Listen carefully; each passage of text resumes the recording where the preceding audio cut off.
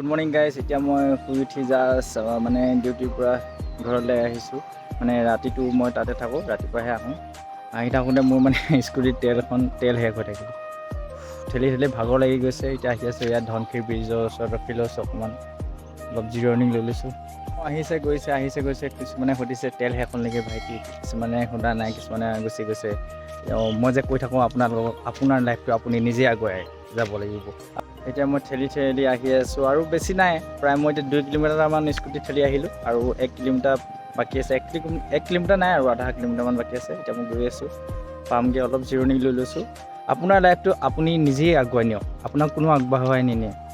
কোনোবাই পৰামৰ্শ দিব পাৰে, কিছুমানে মোক সুধিব পাৰে তেল শেষ হ'ল নেকি ভাইটি, আমুক তামুক, কিন্তু আপোনাৰ লাইফটো আপুনি নিজেই আগুৱাই নিব লাগিব। এয়াই এটা সৰু উদাহৰণ আপোনালোকক দাঙি ধৰিলোঁ। ৰাতিপুৱাই ভাগৰো লাগিছে, খেলিবলগীয়া হৈ গৈছে। স্কুটি 3-4 কিলোমিটাৰ বাট।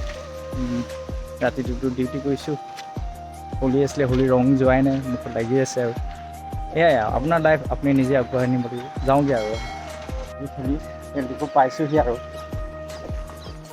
তেল ডিপু পাইছোঁহি, পালোহি। দাদাই তেল ভৰাই দিলে।